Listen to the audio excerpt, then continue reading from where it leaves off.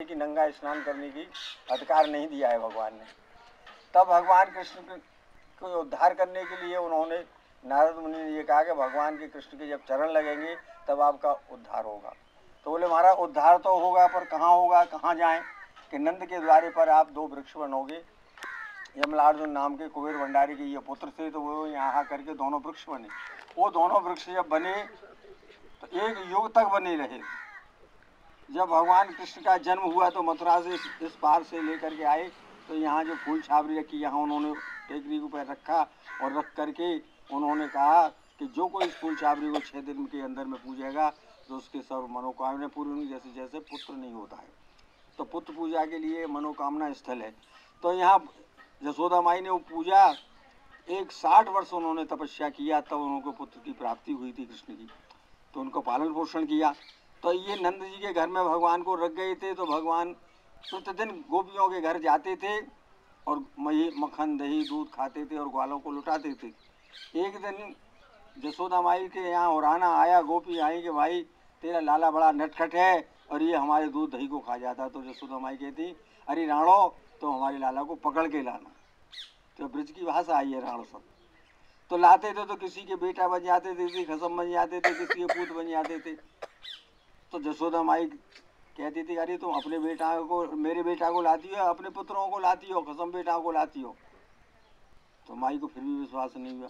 एक दिन फिर यशोदा माई गोपियाँ चंद्रावली गोपी बोली कि आज मैं लाऊंगी पकड़ के बड़ुआ है। किसको? बड़ुआ है मैं पकड़ के लाऊंगी। तो बड़ुआ किसको कहते हैं? सौतेले बेटे को। तो उसने कहा कि मैं लाऊंगी बड़ुआ। तो एक दिन उसके मक्खन दही खाया, बहुत नटखट ऊधम मचाया, तो पकड़ के ले आई। लाई तो यशोदा माई से कहने ए भैया सुन नहीं ना है, यशोदा मैया सुन नहीं ना है। अरे कहा है? अरे देख तेरो लाला लाई में पकड़ के। तो लाइए तो लाइए भीतर आए बंद कर दूँ। देखा तो उसका हाथ में सुसर था।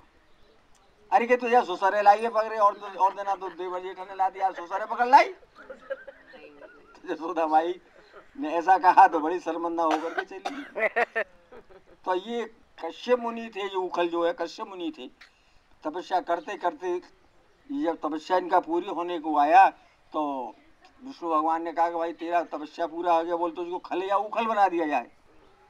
तो बोलो महाराज उखल बना दिया जाए। खल मूर्खों को कहते हैं, उखल जिसमें ये नाच छरता है, इससे पहले इसमें छरा करते थे धानवान, वो है वो जमाने में कूटते थे। हाँ, तो वहाँ आकर के खल बन गई, उखल बन गई।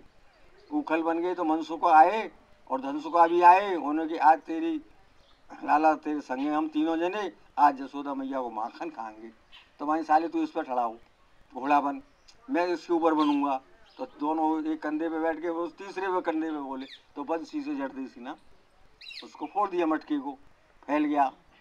जब फैलने लगा तो वो खाया, कुछ बंदरों को लुटाया और जर्दी सी वहाँ से निकल भागे। अब यशोदा मैया आ रही हुई पानी भर के कुआ पे, चलो भाई जल्दी जल्दी भागे। यशोदा माई देखा करे कि कोई चोर तो आया है, बंदर तो है नहीं, ये 500 आदमी कैसे बनने। तो भगवान को भगी भगी यशोदा मैया चली आई। अरे लाला रुक तो सही, रुक तो सही, क्या बात है, कहाँ को भग रहा है?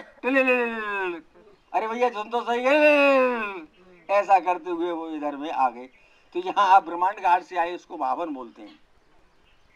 आप जहाँ बैठे हैं इसको गोकुल बोलते हैं और उसको बोलते हैं महावन। तो लेकिन है इसी में महावन में। तो वो बोले ग्वाल बाल के उसको सतयुग के भक्तों की कसम खिलाए। तो सतयुग के भक्तों की उनको कसम खिलाई। तो बोले बहुत से भक्त होंगे, या द्वापर के और बहुत से होंगे, त्रेता के 1/3 के होंगे। तो सब बड़े भैया बलदाऊ बोले कि मैया जाए कलयुग के भक्तों की कसम खिलाए। तो बोले अरे लाला तो कलयुग के भक्तों की कसम है। तो भगवान वहीं खड़े कि कलयुग में ऐसा भक्त कोई नहीं होगा जो मेरे को जपेगा, और जपेगा तो उसका कल्याण कर दूंगा। क्योंकि कलयुग में स्त्रियों के लिए विशेष महत्वता दी है। पति परमेश्वर के बराबर दिया है कलयुग में, और माता पिता जो है पार्वती और शंकर के समान दिया है। जो पार्वती की पिता सेवा करिए तो माता के समान है, और पिता की सेवा करिए तो शंकर के समान है। तो माता पिता की सेवा करिए शंकर के समान तो तीर्थ बन जाता है घर में। उसको तीर्थ की जरूरत नहीं है। जैसे घर में सास ससुर या माता पिता है, स्त्री के लिए जिसका पति है विष्णु भगवान है साक्षात, उसकी सेवा करने से, आज्ञा का पालन करने से पतिव्रता स्त्री मानी जाती है। तो भगवान ठड़े से हो गए, इनके लिए मोरे से भी ज्यादा अधिकार है, ये स्वर्ग को चली जाएंगे बिना मेरे जप करे। तो जब यहाँ से खींच करके इसको वृक्ष को लाए, बनाया जसोदा माई ने, तो बड़ा आहट हुआ।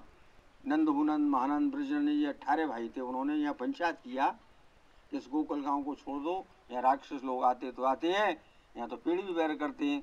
तो उन्होंने स्तुति किया कि वाणी गुणान कथने सर्वणं कथायाम हस्तौ च कर्म सुमनस्तादियोपादनमा समस्ताम जगत प्रणामे दृष्टि अस्तु तुम्हारे। कहा हे भगवान, हे कृष्ण, तेरा कलयुग में जो हरे कृष्णा का जप करेगा इस वाणी से उसका कल्याण हो जाएगा। हस्तौ, इन हाथों से फूल चढ़ाएगा, दक्षिण चढ़ाएगा, पूजन करेगा, उसका हस्तौ करो। श्रवणों, जहाँ कहीं अच्छी बात हो रही हो उसको सुनेगा, बुरी बात को दूर न करेगा कानों से, उसका कल्याण हो जाएगा। ऐसा भगवान का स्तुति करके वैकुंठ धाम के लिए गए और यहाँ आकर के उन्होंने पंचायत किया। नंद उनंद महानंद ब्रजन, ये 18 भाई थे और 6 बहनें थी। तो एक माता ने कितने बच्चे जने? 24। तो अब क्या होता है कि किसी को अड़ोसी पड़ोसी को बुला लाते हैं कि भाई ऐसा करो कि पंचायत जोड़ लो, घर का फैसला हो जाएगा। पहले घर ही के फैसला करते थे। तो ये अन्नदान, वस्त्रदान, गौदान 3 दान किए थे इधर में। किसने? नंद बाबा ने। वो तीनों दान करके बाद में वृंदावन के लिए गए। तो इसको बृहद वन भी बोलते हैं, जब वृद्ध होकर के गए। क्या